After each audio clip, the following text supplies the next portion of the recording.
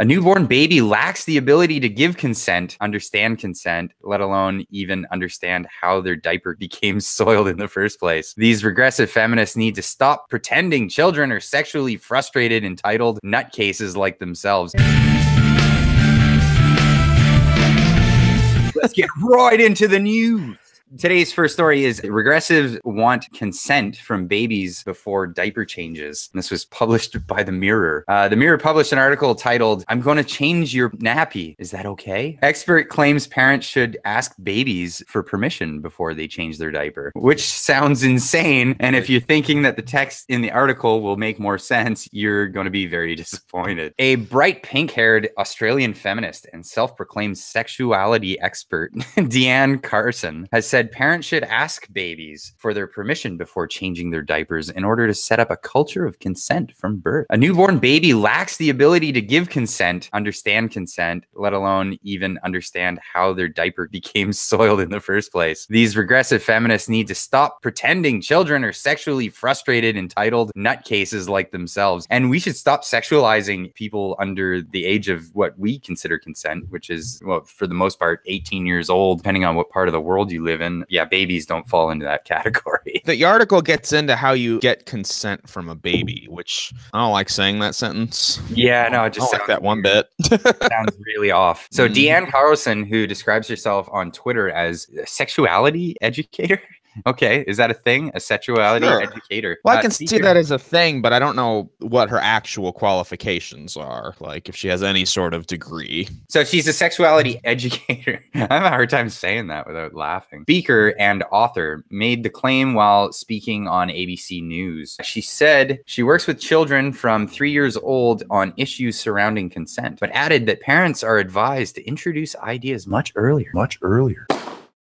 You do need to speak to kids about consent and what is okay and what is not okay, but you need to have these conversations at ages when they can understand them. Deanne recognized that babies are unable to give an answer, but said it's important to use eye contact to teach them their response matters. On a segment aired on consent laws, she said, "We work with children from 3 years old and we work from parents from birth." From birth. Yeah, from birth. The reporter seems confused and asks, "From birth? Like we just did?" She replied, "Yes, just how to set up a culture of consent in their homes. So I'm going to change your nappy now. Is that okay?" Of course, the baby is not going to respond, "Yes, mom, that's awesome. I'd love to have my nappy changed."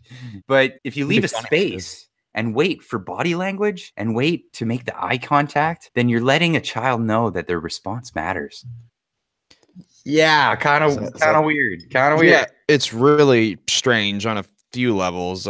For one thing, the consent thing is always weird to me, not because I'm like, yeah, you don't need consent for things. Obviously, in sexual matters, you do. I don't think the act of changing a diaper is a sexual thing at all. I think contextualizing it that way is very strange and creepy in its own right. But also this whole idea of we have to teach consent so early and so rigorously. It's like, I don't remember anybody like teaching me about consent and stuff. I just sort of knew, like, it's just kind of obvious. Like said classes, parents never talked to me about it. I just sort of knew. Like, call me crazy, but and at the same time, like, you're not really giving consent to kids. You're the one giving the consent. Yeah, you're allowed to do this thing that you would just otherwise do if I weren't around to allow you to do it, right? Well, yeah, and the whole idea is that it's like you're supposed to get consent via these eye contact and whatnot. And I'm not sure if that's really meaningful consent. I'm not sure a baby can give meaningful consent to anything. Yeah, I'm no child psychologist, but crazy. That's my thought on it. My guess is that this pink-haired lesbian has never had kids. Is she really pink-haired and a lesbian? Oh, she's both. I actually saw the interview. God, what is with the? It was really bad. What's with the hair thing? I don't know what the hair thing is about. They all have the weird hair. It's like a uniform. I guess they don't have a gaydar for lesbians, so they just. Does that help? Yeah, maybe. I don't know. I'm not a lesbian, so I don't know how effective it is. Well, I guess technically I could be a lesbian. I'm a cis male in a lesbian's body. Right. I'm seeing a lot of comments saying this sounds like an Onion article, and I assure you it's not. I don't think. I wish. Yeah, if this was maybe an April Fool's stream or something, but no, this is a real person was given airtime to talk about this. kids for some reason. I don't know. I'm not a parent, but because 24-hour news cycle. That's why. Yeah, I guess. Yeah, maybe like, oh, we'll just put the crazy you have person something on to talk about, and it's not something we've heard yet. Here we go, platform. Yeah, you're weird and crazy enough. All right, just talk. We got to take a coffee break. Yeah, as long as you don't have traditional values, the mic is yours. Does this person even have kids? Like, yeah, well, that's what I was getting at. Like, you're asking to change a nappy. Jesus, I've changed lots of diapers, man. It's not fun. And it's not something that you're like, you have to give consent. The baby's like, this thing's on me. Yeah, I don't like it. If this lady was too crazy and weird for ABC News, that's got to tell you something. I'm a little baffled by it. I'm just like, I don't know. This is a weird thing that someone has decided to dedicate a strange amount of time to, and I'm not entirely sure what the motivations are. Like, I got Dyer's input here. He says, does the logic apply to the other situations as you're older? That's a good point. Are you teaching them that if someone doesn't respond, that their absence of a response is an affirmative consent? Ooh, that's so weird to think that way. That's also strange. Wouldn't that be like date rapey? Very much so. Didn't say anything. The chick made eye contact. I can go in. It's good. Clearly made eye contact. Are you teaching them that their consent doesn't matter? Because we all know you are going to change that diaper no matter what they say or do. You're not just going to run around with shit in your diaper in my house. Like, that's got to go. Yeah. And do they have to consent to everything? What about things like later on, like punishment and discipline, things like that? How does that work? Yeah. How do you consent to punishment? I mean, maybe if you've got, I don't consent to that. Well, I have to respect that. Probably not a very disciplined household at that point. Probably not an effective parenting strategy in the long run. This feels also like something that it's like one of those weird new age things where it just seems like a waste of time. One minute you're dowsing, you're using dowsing rods and worshiping crystals. Next you're asking babies for consent to change diapers. Would you ask a comatose or brain damaged adult for consent to change their diaper when you know that they can't understand you or respond? No, I don't think I would. I mean, no. I mean, even if you did, does it even matter? Especially in the case of a comatose person, they can't hear or react. I mean, it's happening. Like, do you have to ask someone's consent to wake them up from sleeping? Yeah, how does it? I think that would. Okay, you're getting into weird territory with that one. I don't even know what to do. Well, if we were living in a culture of consent, man, people just sleep in all the damn time. Consent gone too far. What a weird paradox I found myself at.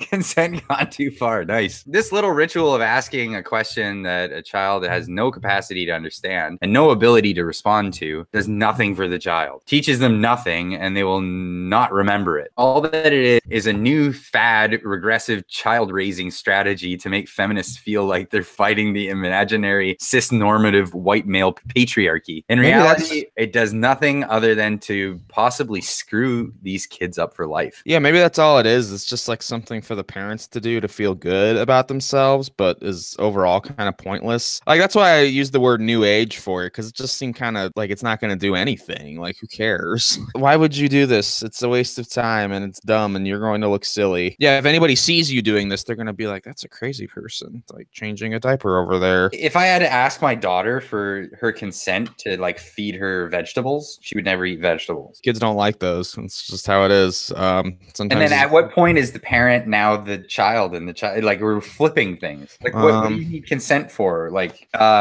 little girl that really wants to watch this movie with me. Hey, can I get up and use the washroom? No, I don't consent to that. That's a weird parenting technique. Yeah. Okay. So there's been some really weird parenting techniques back in the day. Sure. Leading up to today, but I think this one takes the gay cake. Yeah. It reminds me of that. I think it was an episode of The Simpsons where Lisa goes to that school where the kids just kind of do whatever they want. This seems like something that would lead to that kind of schooling where it was just kind of stupid and arbitrary and pointless. And weird new agey parenting techniques. Don't fall for them. Healing, dowsing rods, crystal biomats, all that stuff. It's all gobbledygook, and so is this. If Penn and Teller were still doing their bullshit television show, this would definitely show up on it. Yeah, I don't think they ever ran out of material. I think it was just became overwhelming, and then they said, let's be magicians again. Yeah, they probably were going crazy. They were like, fuck this. Like, it's too weird now. Being magicians makes more sense. Yeah. being stage tricking magicians. people with quick hand movements. All right. Well, I think. Do we have anything else on that story? Like, is that? Oh, I No, think I we're said my piece. That is just bananas. And you're the dad, and the dad trumps here. He says, "Don't do this." I say, "Don't do it." Also, but I hope you enjoyed the video, Cubs. This video was brought to you by Virtual Shield, because YouTube is literally demonetizing all of my content, no matter how innocent it is. But also because I do use Virtual Shield to protect my IP and my anonymity. If that's important to you as well, and you currently don't have an IP masking service, please check out the link below.